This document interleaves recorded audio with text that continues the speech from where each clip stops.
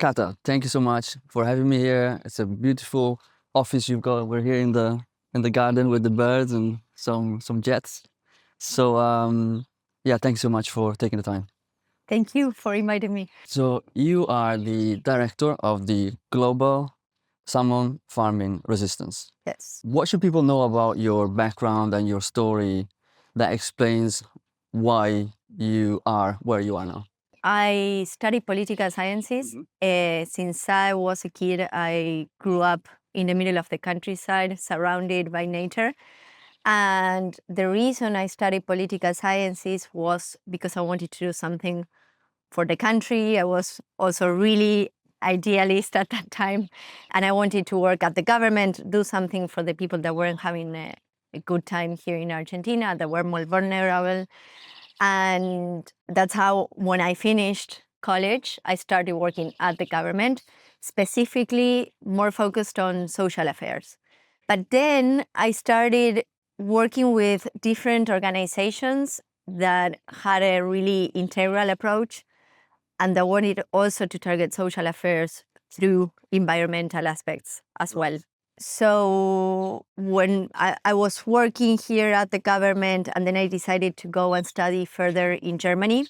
So I moved to Andorra to save some money so that I could go to Germany afterwards.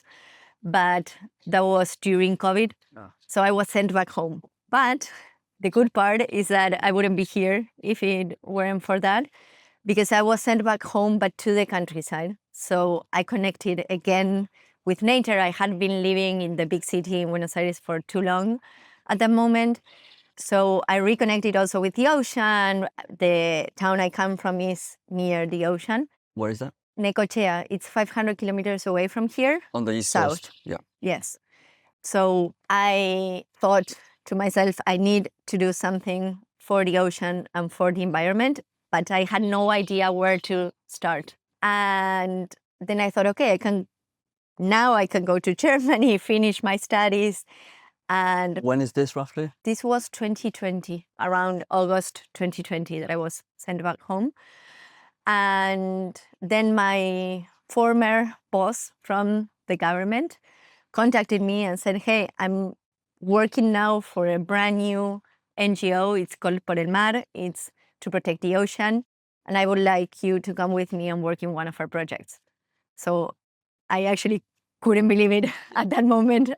I thought, this is exactly what I wanted. And she told me, you're going to have a lot of connections with people from around the world that I know you like. You love different cultures. You like to speak different languages as well. So I think this fits perfectly. And I started working around the end of 2022 at the Global Salmon Farming Resistance. Right. So just to clarify for people that might not be familiar with it.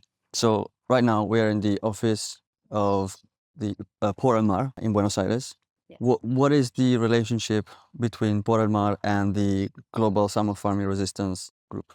The GSFR, the Global Salmon Farming Resistance, is a project of Por el Mar. Por el Mar is an NGO based here in Argentina. It started in 2022. And one of the main reasons why the GSFR is hosted in Por el Mar is because in 2021, we managed to prohibit open net salmon farming in Argentina with help from people from all around the world. So the founders of Por el Mar were part of that fight. They were one of the people that were leading that. So when they decided to start the Global Salmon Farming Resistance, because they saw how this international collaboration worked here in Argentina, they thought, okay, what's best than starting it here with the girls that actually managed to prohibit it? So that's why we started here. But we started in 2021 with around 40 people from 12 different countries.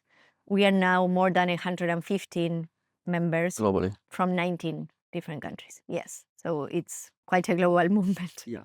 So you mentioned the campaign to ban open net salmon farming here in Argentina.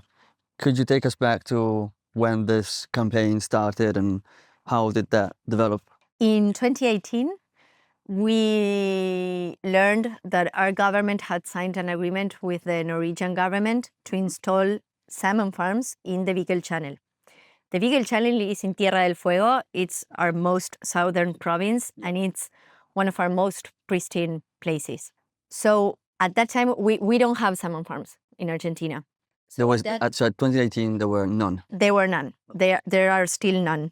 Yeah. Now, but at that time, there were none. We knew not much about salmon farms, but we thought if this is industrial fishing with lots of salmon in cages, then we need to learn more about this because it does not sound good. So people started asking people in Chile, Norway, Canada, Scotland about the impacts of salmon farming.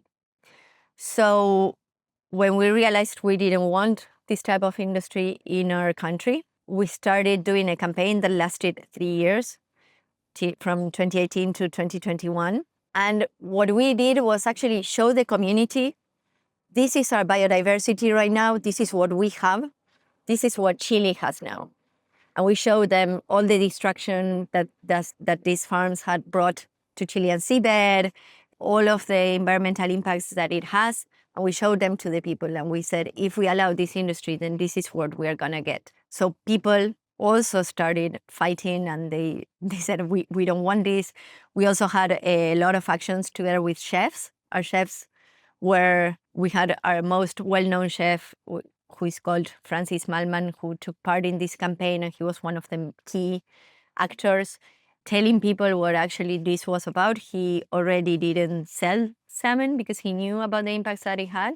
So he was one of the key persons, and a lot of other chefs that joined. So then we did a documentary showing all of this. We showed the legislators as well what we had found, that people actually didn't want these farms. People started asking the legislators to protect our coastal waters, to protect what we have and our environment. And in June 2021, the legislature of Tierra del Fuego unanimously passed a law prohibiting salmon farming in the waters of the province.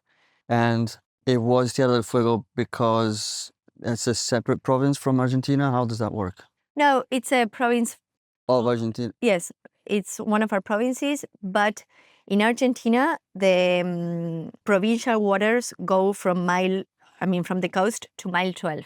And then it starts the federal waters. Oh, okay, that makes sense. So salmon farms would have been in provincial waters. Okay. That's why the campaign was provincial. And Tierra del Fuego was chosen at that time because salmon farms are usually sited in really cold water coastlines. Yeah. So that's why it was going to be there.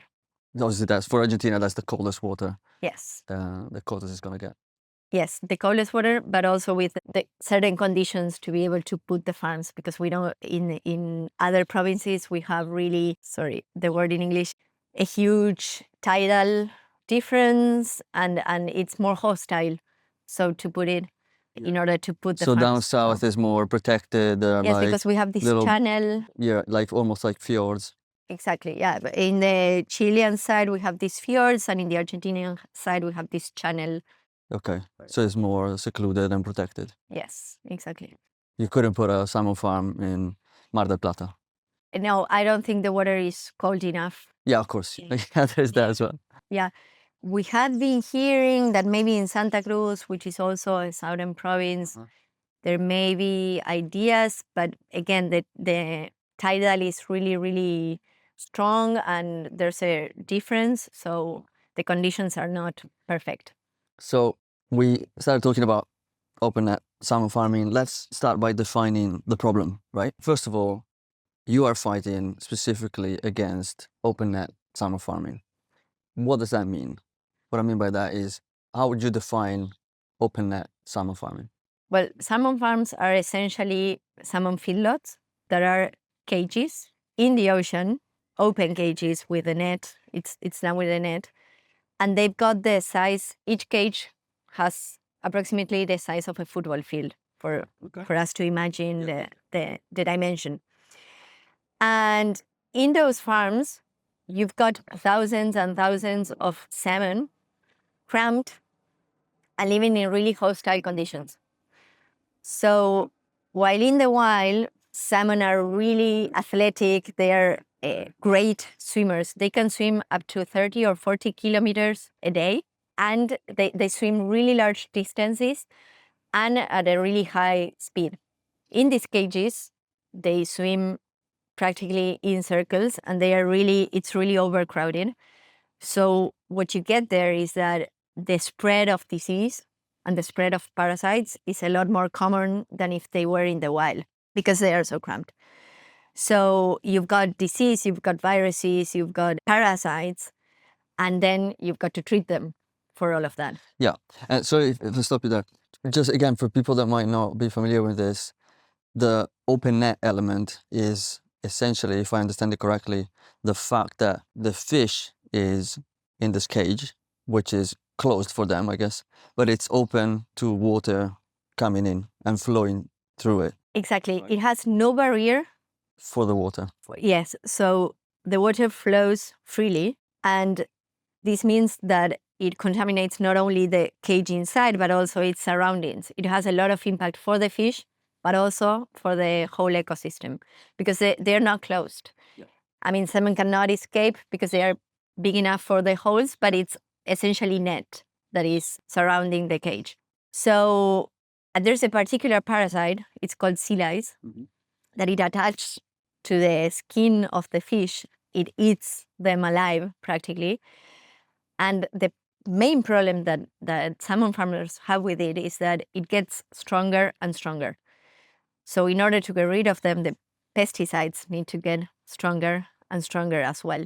So develop a resistance to the pesticides that we are using. So it has a lot of different impacts. For instance, there's a specific pesticide that has a lot of impacts on crustaceans. And actually, this was noted firstly in Canada when there was a mass die-offs of lobsters that were surrounding the areas where salmon farms were. And when they started digging in and studying what had happened, it was an overuse of this pesticide that had really bad impact on them. So mass mortalities inside the cages are also quite common, and they occur really often. So they are constantly treated with antibiotics, pesticides, different chemicals, vaccines.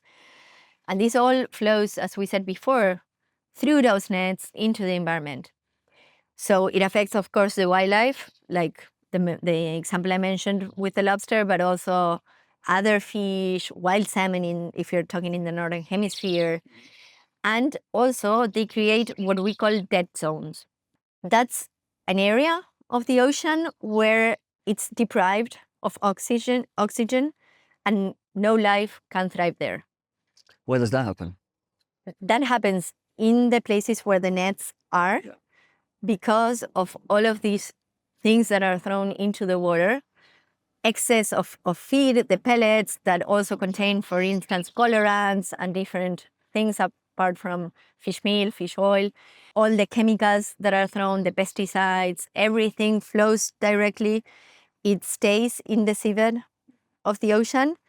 And what you get some years later is that zone is completely dead. Actually, it's also not rare that they have to move from one place to another, because there comes a time where their own fish cannot survive there. We visited in June a facility in Norway, and they were really proud about the fact that they told us they were able to control different stuff, as the lice and different things, but they also told us that this was the site where the facility was totally new, because they had to move it because it was all dead in the previous site. And they were trying to improve now the conditions, but we still saw a lot of this still happening. So even for the salmon themselves, it comes a time where you can't stay in that site anymore. You have to move to a fresher area. Yes, it happens not always, but it's often that it happens. Yeah. And do we know much about how quickly the affected area gets restored after? We don't know much. We know that we have only one example in British Columbia, in Canada. It's in there were sites in the Discovery Islands, but they managed to take them out because it was on the migration route of a juvenile wild salmon. And the statement was that when the salmon came, they were really young at that time. They would stop at Discovery Islands before, I don't know if you know this, but salmon are born in the rivers. They swim down when they're adolescents or juvenile, and then they swim to the ocean. They live in the ocean, and then they come back to the river. They swim against the current to spawn and die. So when these juvenile were passing through the Discovery Islands, they would stay for a while there before going to the ocean. And we could see that a lot less fish would arrive to the ocean than the ones coming from the river. So they decided to take those farms out.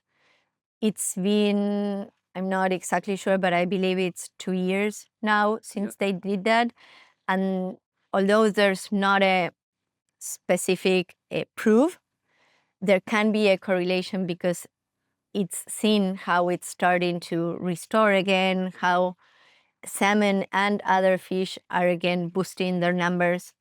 So we believe it can be restored, but I don't know exactly how long it takes. I'm guessing it also depends on where it is, if you have other regenerative organisms like kelp around it or not. I'm not sure.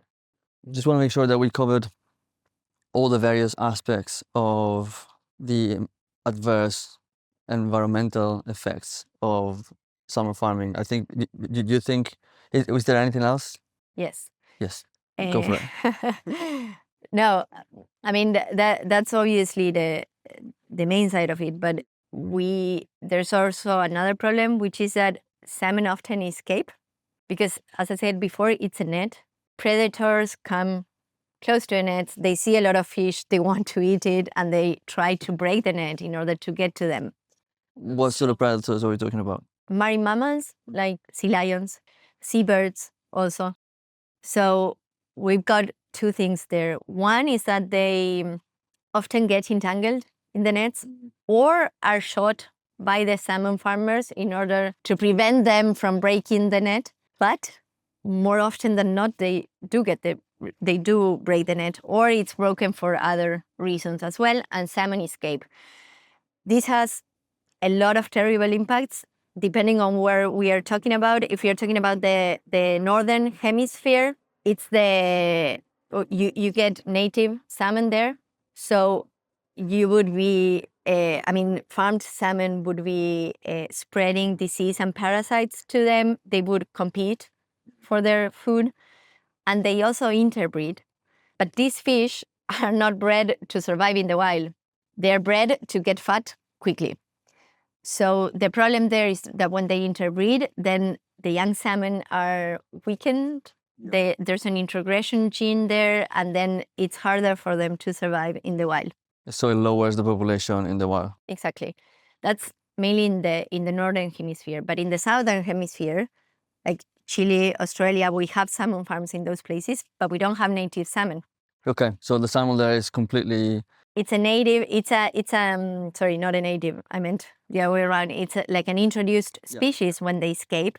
And I don't know if you knew this, but salmon are carnivorous. So you're introducing not only a new species, but a top predator in an ecosystem that is not prepared to fight them. So it also has a lot of catastrophic issues.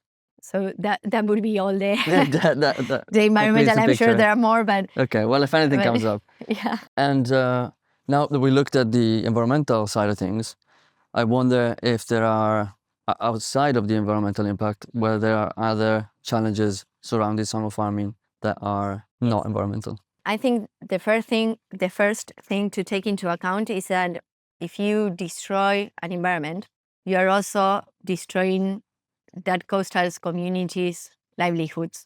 So there are a lot of people around the world that rely on the ocean for their main support, their main economy.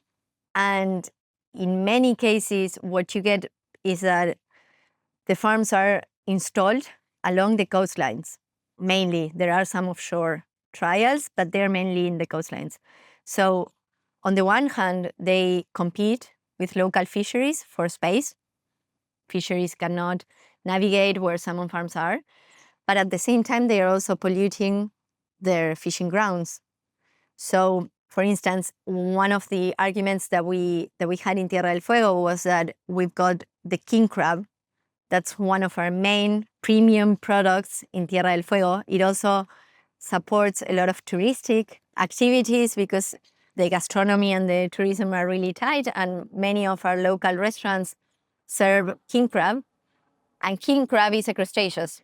So if you install the farms there with all the pesticides that have this impact on crustaceans, then we would be ruining our most precious local product. So there's that problem on one hand, but then we also have got other problems because we've got some patrimonial and cultural problems in Australia, for instance. In Macquarie Harbour specifically, lives a skate. It's called the Mogian skate, and it's from the era of the dinosaurs. And due to climate change and salmon farming activity, which are installed in the middle of Macquarie Harbour, we are bringing it to the brink of extinction. And then you also got other problems with food sovereignty, local rights. In Canada and Chile, for instance, there are a lot of issues regarding the native communities because many of the salmon farms are located in territories that used to belong or that still belong to the native communities, but they cannot use, or not use, but I mean, actually rely on the ocean.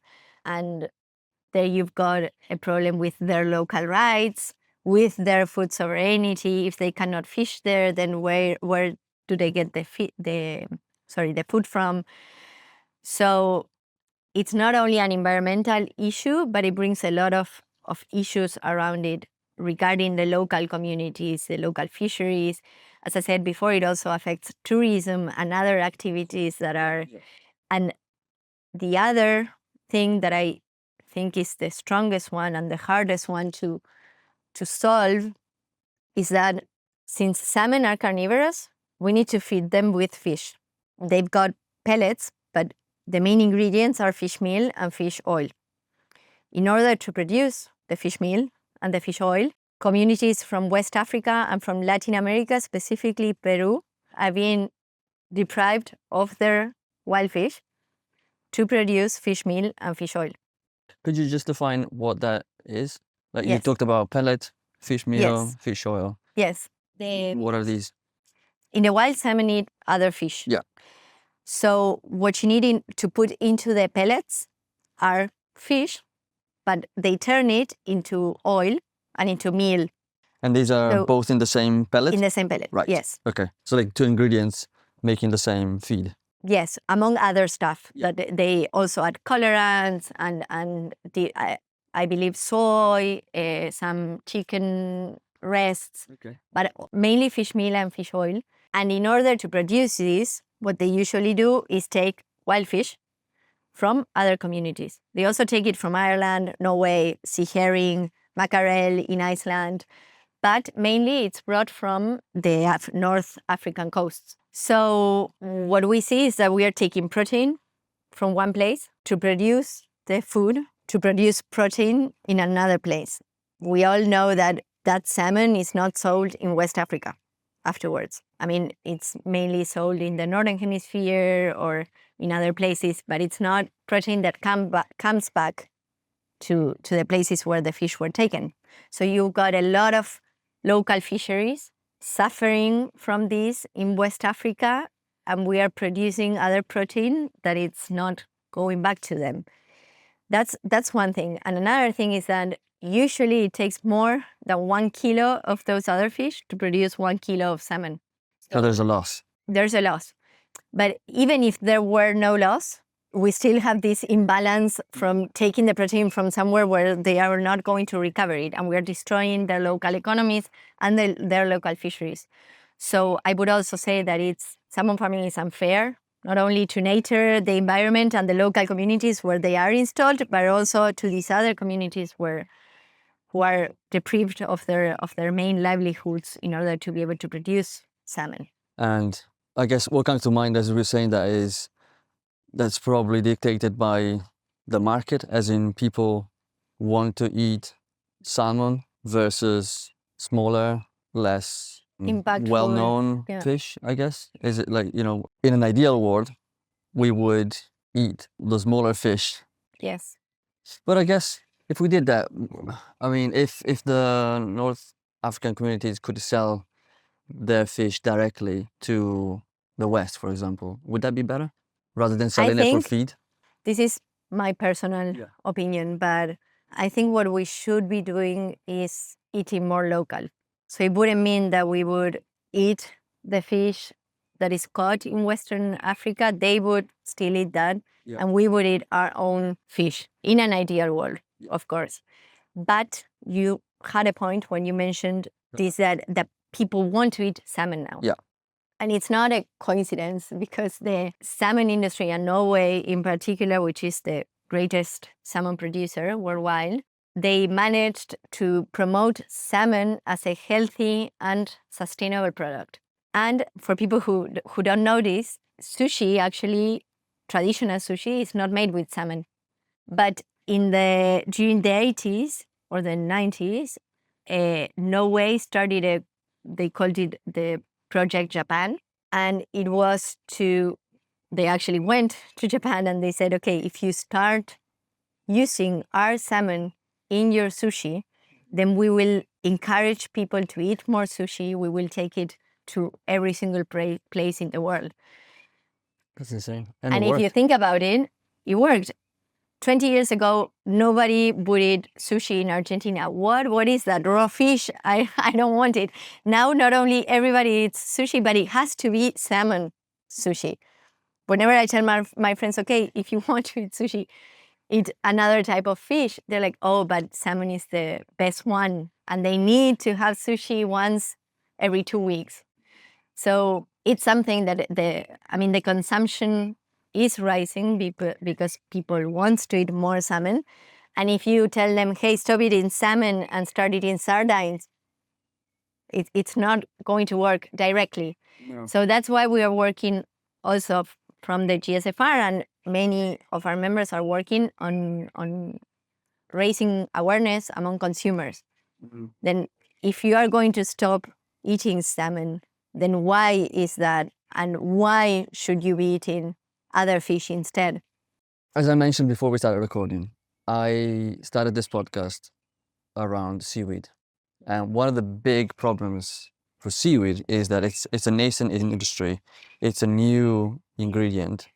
And there is a massive element of educating people as to why it's such a good, nutritious, sustainable ingredient and food, right?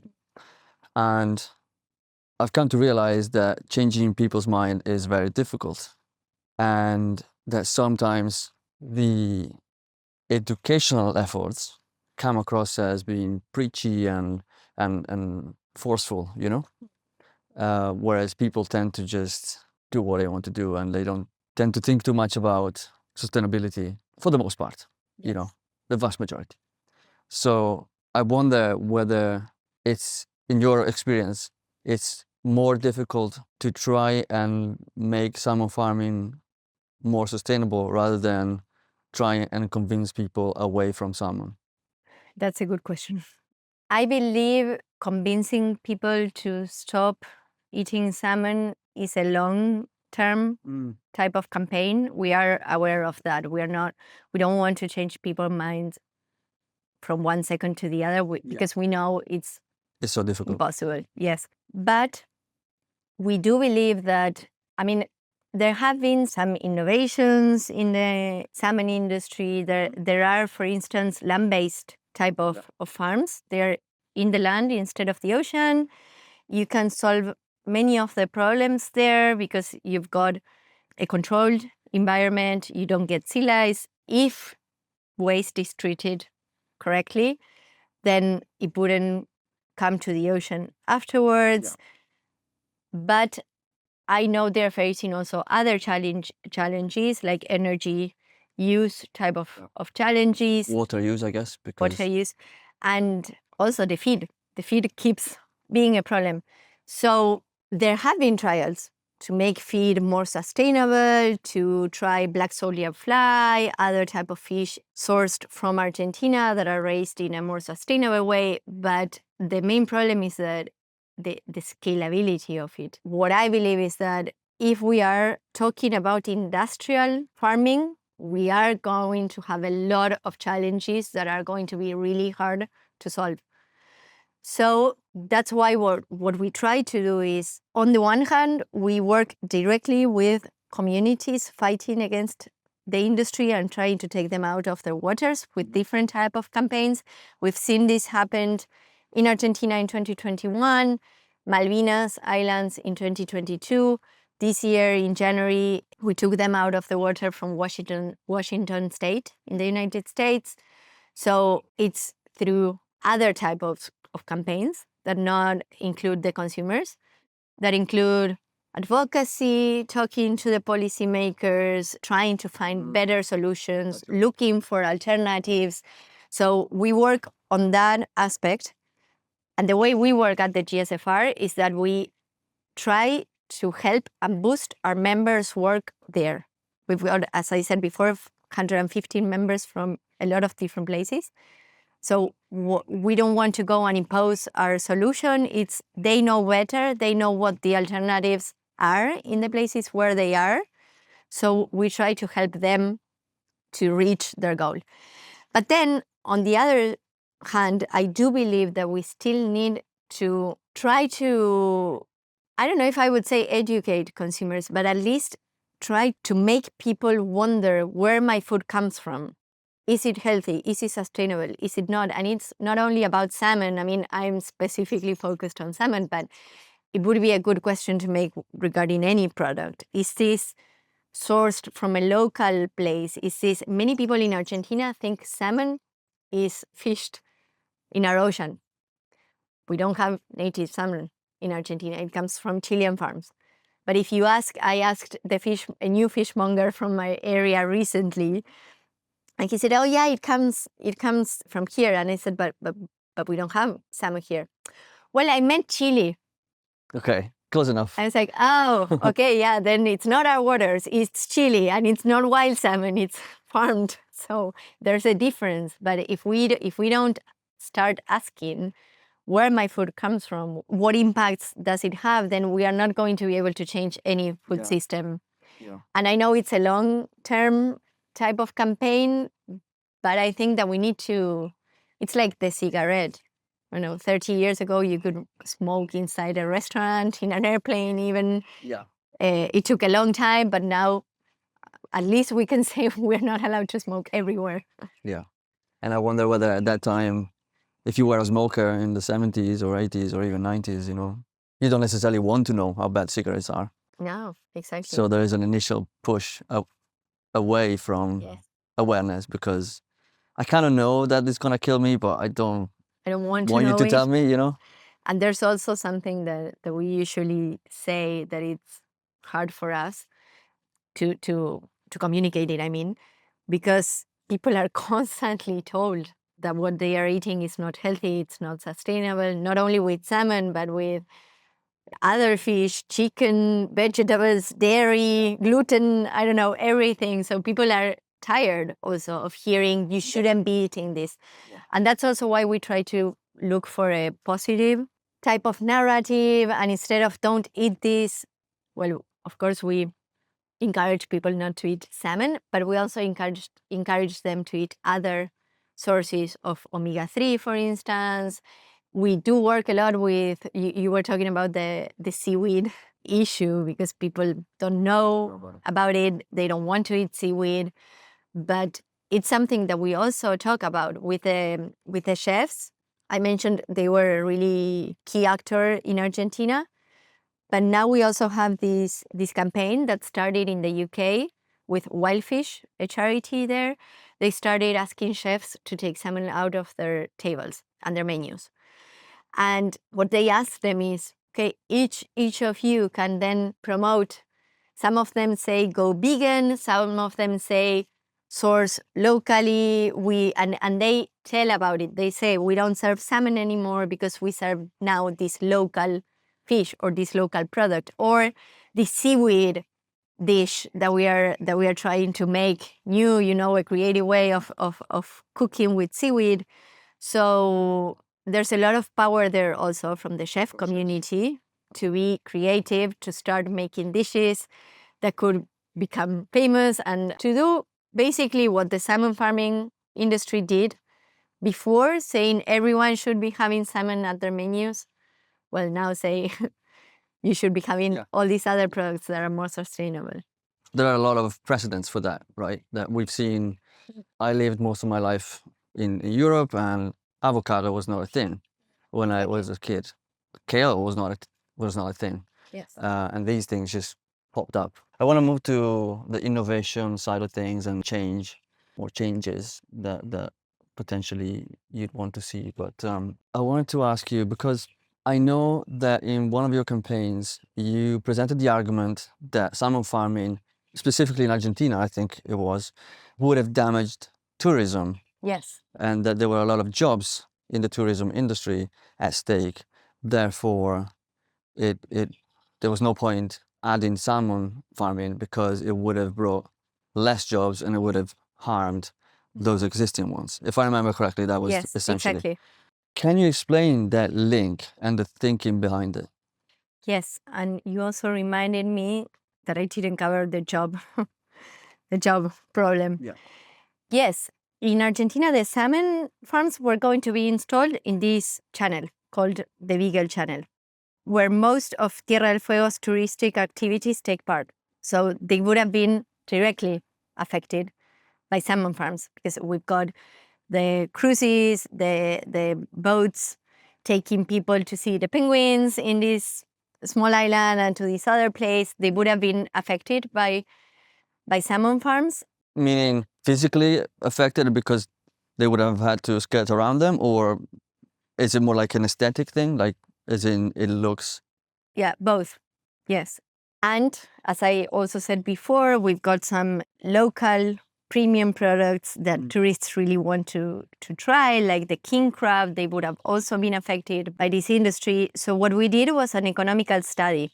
What we could show was that at that time, in 2018, now it's even higher, we had more than 16,000 jobs tied to the touristic industry, from the tourism industry. And the salmon farming industry was offering less than 50 jobs. Then we also learned that many of those jobs, positions, were going to be taken by Norwegian people, and that only a few positions were going to be for Argentinian people, and usually less qualified type of work and in not the greatest conditions. When we were in Norway in June, we visited not only a facility from Leroy, one of the biggest companies in Norway, but also the Aquaculture Museum that is funded by the industry, and the information provided there comes from the industry. And they stated that they provide 10,000 jobs, more or less, direct jobs, which accounts for 0.18% of the whole Norwegian population. And they provide only 52,000 indirect jobs, which accounts for 0.92% approximately of their population. So one anecdote that we have while we were there is that when we visited this Leroy facility, we were received by the supervisor. And he was really thrilled to tell us that they now had this technology, that they had a lot of AI to see if the fish were sick or how they were doing, and that many of the aspects around the facility were controlled from a remote place, like the feeding process. And that from that remote place, you could control a lot of different facilities. So he basically mentioned that in that facility, there were only himself, who had also other facilities to supervise, not only that one, and then only two other people working from 8:30 in the morning to 3:30 in the afternoon. And that's all that they needed to run a facility that produces 5,000 tons a year of salmon or trout. So, because they alternate between salmon and trout. So what we see there is that there's not a lot of job creation, even in Norway, which is the main salmon producer in the world. And then you've got in Chile, we don't have the official numbers of the jobs created in Chile, But what you do have in Chile is a lot of bad labor conditions. Actually, from 2013 to 2025, 79 people died working at salmon facilities in Chile. So that's why when we hear that the salmon industry is coming, for instance, now to Namibia, offering a lot of jobs and well-qualified jobs, we know that's not the case, and that when you start digging a little bit further, you realize it's not that amount of jobs that stay in the country, and it's not good quality type of jobs. Do you find from the experience of Norway being the first and Chile being the second biggest, do you find that there is any advantage or positive in terms of money coming in due to the economy? To their economy? Yeah. Yes, actually, Norway has 11 from all of the main salmon companies. 11 of them are Norwegian, and they usually work under their own name or other names in all the different countries. So they've got not only their own revenues, but also revenues from salmon farms from different parts of the world. I wouldn't know exactly how much they bring in, but I know it's one of the most substantial industries in the country. And in Chile, I also don't know the number, but I do know it's their second industry after copper. Oh, wow. Yes. In terms of revenue? In terms of revenue, copper is the first one, and then salmon farming is the second one.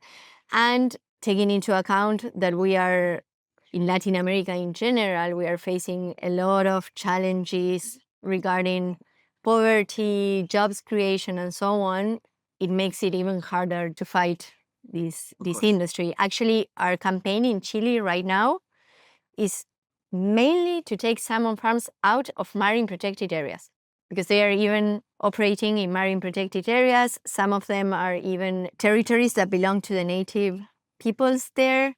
So our main campaign is to take them out of marine protected areas, because we know you can't ask a whole country to stop one of their main industries.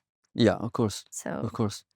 And so does that mean that potentially with some compromises there could be a coexistence of salmon farming and tourism and other activities where, for example, you have certain areas that are dedicated to salmon farming and certain areas that are protected that are dedicated to tourism? Have you seen that work anywhere where there is some sort of I don't want to be the pessimistic one, but I do find it a bit hard to separate it that way that you mentioned, because, for instance, there's a place in the UK that I cannot remember the name right now, up where in Scotland? I think it was in Scotland, where whale sightseeing that brought a lot of tourists had to stop because those whales had migratory routes leading to salmon farms. Salmon farms had a lot of impacts in that area regarding wildlife. Whales stopped coming to that place to feed because they wouldn't find anything, so they would stop coming to that place, and it would end the tourism related to whale sightseeing. So being in the ocean with all the free water flowing that we mentioned before. And something that I didn't mention is that when salmon escape, for instance, they can swim thousands and thousands of kilometers. They are a really migratory species. So they would also have a lot of impact in different places and wouldn't. I mean, it depends on where we are talking about and what type of industry specifically. But recently we were asked if in Malvinas, which you would usually know them as Falkland Islands, if they would allow salmon farming, if it would affect the coasts of Tierra del Fuego, Santa Cruz, and many of our provinces. And the answer is yes, because any escape from a farm in Malvinas would mean that salmon could get to Tierra del Fuego or to Santa Cruz any minute. And those, as we said before, those places don't have a top predator like salmon. So it would affect our local fisheries, it would affect our products. That would collaterally also affect our tourism, because we have a lot of gastronomy tourism. So it's very hard for me to see a way of saying, okay, this could live with these other things as well. And I also keep wondering if, I mean, I understand what we said before, and people want to eat salmon. So there's a lot of people saying, okay, let's do something to improve salmon farming conditions because people want to eat salmon. But at the same time, I can't help keep wondering, does it make sense? Does it make sense to farm a fish that is carnivorous, that has so many different impacts? And my answer is like, okay, I hope, I know it's not going to be from one way to another, from one day to another, that we're going to see people stopping eating salmon. But I hope that in a long term and in the future, that we are able to understand that there are other type of organisms that we could be farming that are less impactful to the environment, to the communities, and to a lot of everything that we've seen before. Okay, I do wanna go back to this in a second, but I do take your point that it's not as easy as just shutting a door. You can't compartmentalize things so much when you're out in the ocean because everything is so connected. Right, I wanted to talk about innovation first because I think it's a good one. It's an important one for me particularly because through this podcast I talk to a lot of entrepreneurs and people coming to the ocean economy, very well intentioned, very knowledgeable, and they want to do something good. You know, they want to introduce new ways of doing things. And so I'm conscious that a lot of people will start thinking, okay, how can we fix that? What can we do to make it better? You know, I'm sure there's somebody listening now who's thinking, okay, I have this experience, I have this knowledge, I can think of a solution for that particular problem and so on.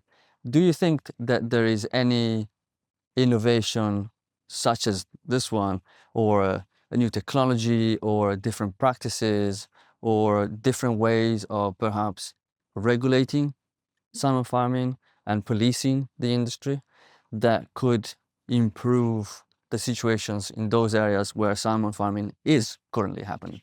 Yes, I would say we've seen different types of innovations and different technologies.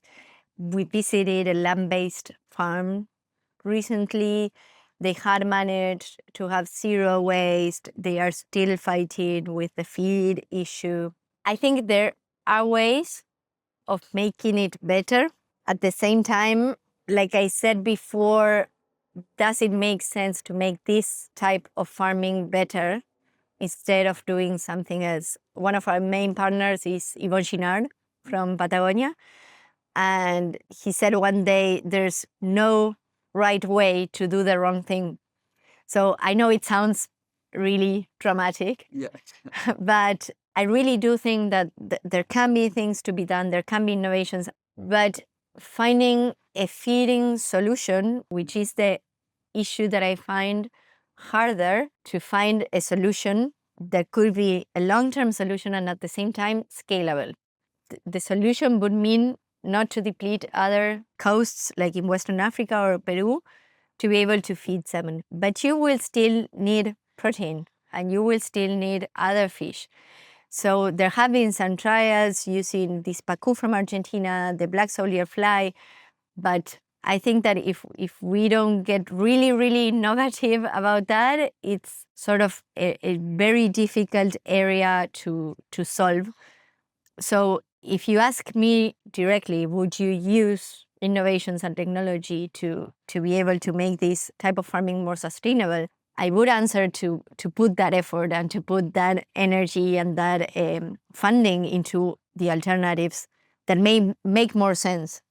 Why would we farm a fish that is carnivorous when we could be farming regenerative organisms like oysters, mussels, kelps, and with more technology and more means to make it also at a small scale so that it's not really, it doesn't get industrial also. I recently read that if you take the food chain from the land animals as an example, the salmon could be compared to a lion because of the amount of meat that they eat and how high they are in the food chain. So if you think about it, you would be farming cows or depleting I don't know, a place from zebras to be able to feed thousands of lions to then be able to eat it ourselves. So we think, why not eat directly what we are feeding them? And that comes also with the solutions. If you feed them with the pacu, why not eat directly the pacu? So I feel although there is place like within every industry for innovation and for to try to find and solve different aspects, I feel the huge difference with salmon is that one. And I think it's also the difference. You were also wondering about lamb animal type of farming. And Yes. Before we go there, I wanted to ask you whether there's anything in terms of regulation and policing that can be done differently. Yes. You know, my background is really around compliance and enforcement around wastewater, industrial wastewater. Yes. And what I've seen there is that industry will always try to push the envelope, will always try to make a profit, will always try to work within the rules to the very boundaries and make as much money as they can.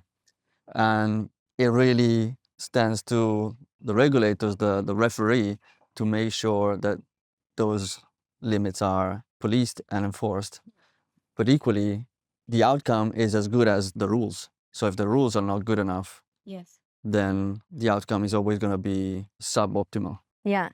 There are two things regarding salmon farming that I think are important. And of course, if we could change that somehow, one thing is the standards that they need to meet.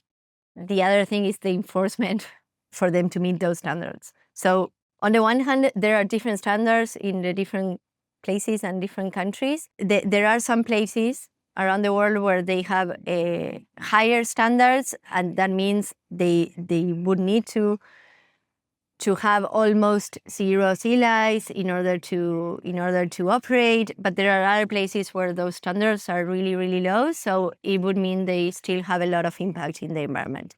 But even in those places where the standards are higher, the monitoring and the enforcement of those standards is really weak. It also depends on the country and on the different places we are talking about. But in many cases, like in Iceland, the same industry is the one that reports to the government the amount of sea lice they have, the amount of mortalities, escapes. So those numbers are never really, really trusted. And the same happens with certifications that are not government, from the government, but private certifications. In the case of salmon, they usually belong somehow to a salmon industry or to one or other company. So the standards they use are standards that they match. And also, if that's not the case, we end up with the same issue that they are the ones reporting to those certification schemes so that they get certified as organic. So if we somehow would be able to reinforce those standards, to monitor it, but actually monitor them. One thing that happens with fish farming in general, but I'm going to talk about salmon farming, is that you don't see it from the surface. Yeah. It's not something that you can easily see. So monitoring is quite difficult for people, and they usually rely on what the industry tells them. So it could be a good area to work with. Well, there's a lot of work to be done, Yes. but it's not easy work. No, it's part of the work that we're also trying to do. In Iceland, many of our members work directly with policymakers, trying to reinforce all of this, monitor the farms to higher the standards. But it's also a really difficult work. Okay, we talked about the alternatives a couple of times. I really wanted to go a bit more in depth on that topic because, we all eat, and from the point of view of the consumer, the first thing that one would think is, okay, I'm not going to eat salmon. What are the alternatives? And I would love to sort of start from other common alternatives. What I mean by that is I do completely get the idea that what's the point of eating the dragon or the lion when you could eat, the herbivore or the grass itself. Yeah. However, we need to be conscious of the fact that the market is what the market is at the moment. And so if we look at salmon versus, say, chicken or beef or tuna or other forms of finfish, farmed finfish. Sorry, I'm giving you a lot of. Yes, But but what's the situation there? How does salmon compare with these common alternatives? I think that salmon is usually promoted as less problematic than many of the land farmed species. Yeah. But I think that it is in part because of what we said before, that you cannot actually see what is happening to them.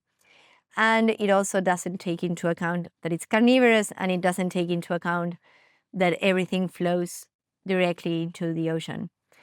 So there's an Argentinian doctor called Monica Muller. She talks about salmon and she says it's the chicken of the sea. That's the way she describes it. And she says it's the same genetically modified monster. That's her words, not mine. And that we should be conscious about it, and that we should understand that salmon is the same as chicken. So many people understand the chicken problem, the pig problem, but they don't quite get the salmon problem because it's beneath the surface. Yeah. So I don't think I could say exactly, because I'm not an expert on beef or chicken or how they raise it or how the technology advances have advanced there. I'm not sure. So I couldn't say, hey, eating salmon is worse than eating chicken, or it's better than eating chicken. Or what I do know and what I can state is that they all have problems, that we should be farming them in a different way. That's what I believe, in a less industrial way, a more local way. But what I can, and sorry if I insist on this, but what I do see is that salmon is the only carnivorous here in all the species that we mentioned, and it's also done in the water with all of the issues that it implies. So I wouldn't tell you eat beef instead of salmon. I wouldn't do that, but I can reinforce the issues that salmon has and that others don't.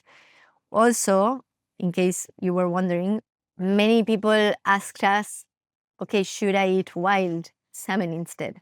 Wild salmon has a really different, also nutritious values comparing with farmed salmon. The problem now is that due to climate change and salmon farming in particular, they are endangered now. So I would also not recommend to eat wild salmon in particular, but I do recommend. I know it's a lot to ask for people. Yeah. So what I do recommend is ask what the food you're eating is. Ask what it has inside, how it's been made, where does it come from, how was it sourced, and try to eat as organic as possible. We are trying to work regarding the certifiers issues regarding salmon farming, because we know many of them are certified as organic. So I couldn't tell you, okay, you can rely on the certifications and try to find organic salmon. With salmon, that's not the case, but I know of other type of food which is the case, and certifications are better schemed. So I'm sorry not being able to say eat this instead of salmon. Yeah. But I think sorry, I can close with this, but it also depends on where you are. So I wouldn't be able to say, okay, eat sardine instead of salmon, because I don't know what's the case in every single place. But I think if we were able to think of all the consequences that industrial farming in general has, then we could eat more locally sourced products, sustainably sourced products. We don't need to eat meat every single day of the week at noon and at dinner. I mean, to start being more conscious and actually aware of what we are eating. I think your answer at the end of the day reflects the complexity of the situation. It's not black and white. Yes.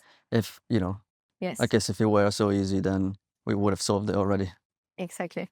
We talked about the consumer and the market side of things. What are some of the alternatives in terms of the sustainable livelihoods and economic models that could replace salmon farming It also depends a little bit on where on where we are, but So if you want to talk about Argentina, for example, or yes, we've been exploring mainly in Scotland and Argentina as well the possibilities of boosting the oysters, mussels, and seaweed industries.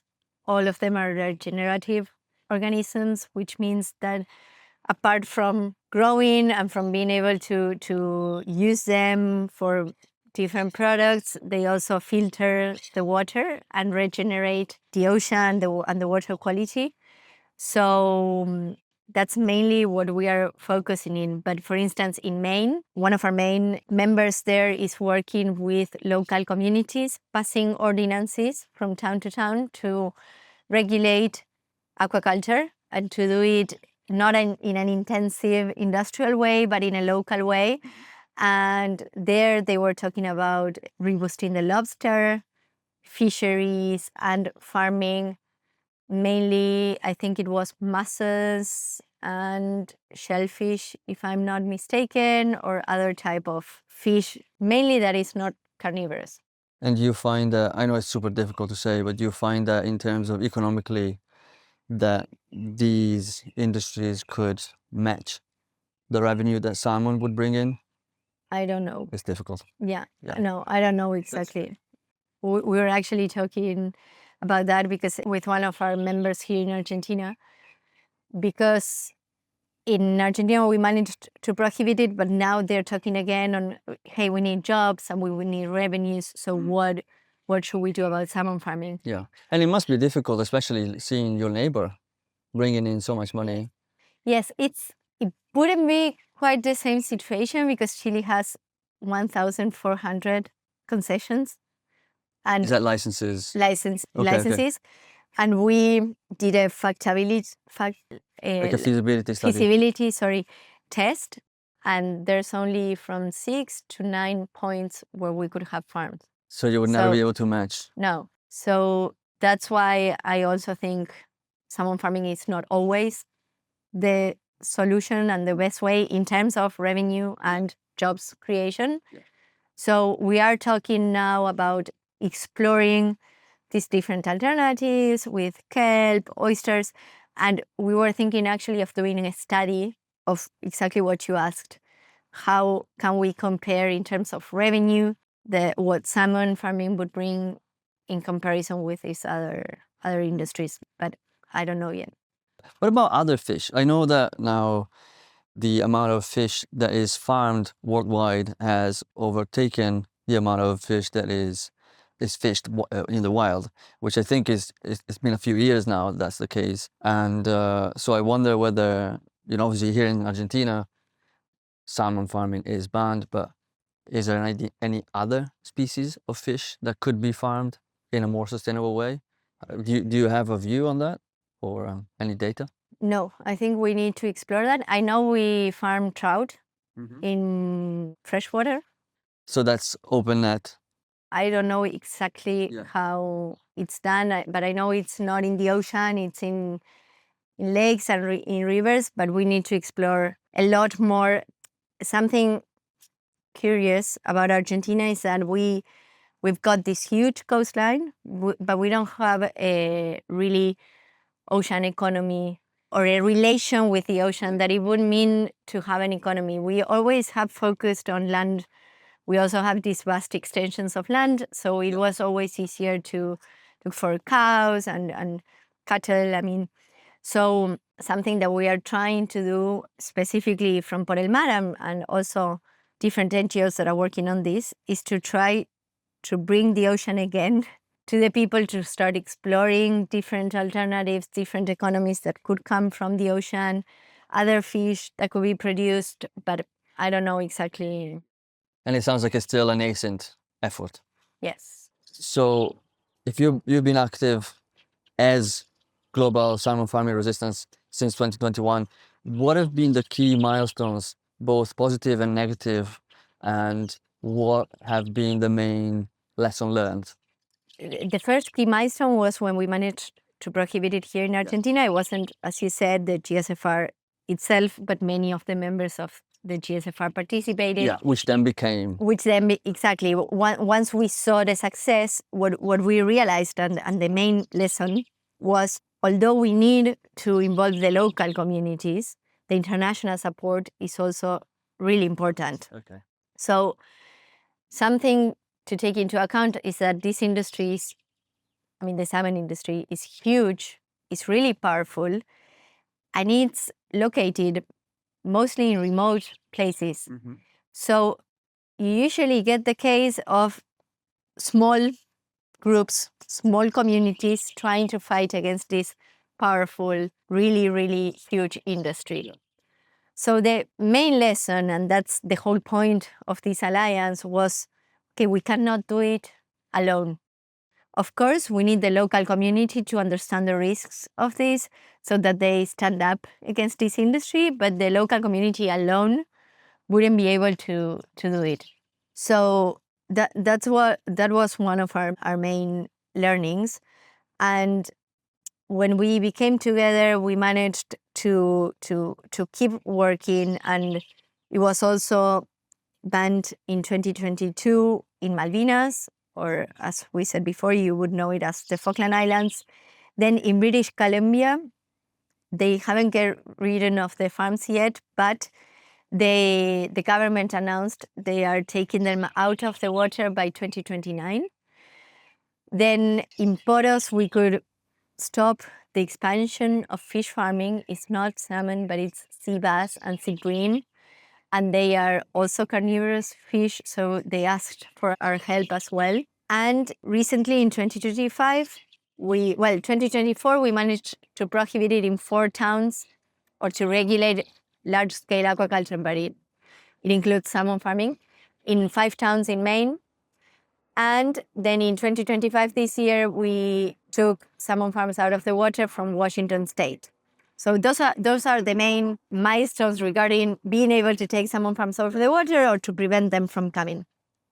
But we also have some huge successes, like in Tasmania, our campaign there that has been going on through, one of our members with other members there, and we are supporting it with grants and with some ideas. They got 72% of the population against salmon farms now and willing to do something about it. And the same in Iceland, we get 65%. The off-the-table campaign that I mentioned before is now active in Australia, in Iceland, in Canada, and in the US. And we've got more than 500 pledges taken to take salmon farms out of their menus. So I think these are all milestones from our members, specifically because, as I said before, we work supporting them. But something that I think is really, really important is that we need to keep working together and to keep this fight not isolated. Because every time we had a win, it was because people from different parts of the world helped there, either with a press conference with journalists talking about the impacts of salmon farming in their places, or signing petitions, or asking legislators from the different places to act on it. So that's one of the main things. And the other main learning that we have is that we usually need to talk about alternatives. So we try not to say no to salmon farming, and that's it. We try to say no to salmon farming, but yes to this other type of aquaculture or this other type of industries. But that depends a lot on where we are talking about. In the US, for instance, in Washington State, the main argument that worked was we are going to transition them to land-based, which I know is not ideal. We talked about it earlier. We still have a lot to solve, but it's still one step ahead of having them in the water with everything that goes in flowing directly into the ocean. So we need to talk about alternatives, and we need to have these questions that you asked before solved. Okay, what about the revenues? What would be a feasible alternative? What about the jobs that they create in comparison to salmon farming? So those are the discussions that we're trying to to have now in every different place. Yeah, and it's so important, isn't it? Because otherwise, it's very easy to just say no, Exactly. and it's easy to fall in the mentality of not in my backyard, you know. Yes. And but then what, you know? So no, I completely agree that it's important to look at the alternative and offer no, but yes, you know. Yes, exactly. The main thing about the global salmon farming resistance is, although we are global, we don't always find global alternatives or global solutions. So we usually say like it's a global problem, but it requires local solutions and locally thought alternatives and working. That's why we also work with our partners there. We don't work in a global way that we go and say, okay, get the salmon farms out, you need to do this instead, because something that works in one place won't work in another. So we need to be creative on that. We need to get informed. We need to investigate and find the best solution for that place. So that's what we are trying to do. I had a question about the future. I think we probably covered most of it. What would be the ideal scenario for you and this group and Polarmar 5 years from now? Wow, 5 years from now. You can do 10 if you like. Ideally, we won't have salmon farms in the water anymore. But I know it's a quite optimistic view. So I'm thinking more 10, 15 years, we would like to have salmon farms That's the goal. out of the water. That's the main goal. That's our vision. That's what we work for. We work ensuring collaboration among different groups, but with one same vision, which is to take salmon farms out of the ocean everywhere. Cata, is there anything that you would like to mention in closing that we haven't brought up yet? No, only that I know it's a lot to ask for people to stop eating salmon. I'm not expecting everybody hearing this podcast to stop eating salmon tomorrow, but I do encourage you to ask questions to inform you more. You can visit our website. You can, I don't know, get more informed about the impacts that it has and see if you can find alternatives in your local town to replace salmon from your menus eventually. What are the best resources for people to check out? Your website, you mentioned. Yes, we've got our website. It's thegsfr.com. Okay. And in there, you will find not only information about salmon farming, but different resources that we put together, different documentaries, different books to read about the issue, different campaigns that were made, the Off the Table campaign website as well. So you can have a look, see what the chefs had to say from a gastronomy perspective about this. And we also have our social media, of course. Excellent. We'll put all of that in the show notes. Thanks so much for having me and for your honesty in, tackling these difficult topics. Really appreciate it. Thank you. Thank you for having me here.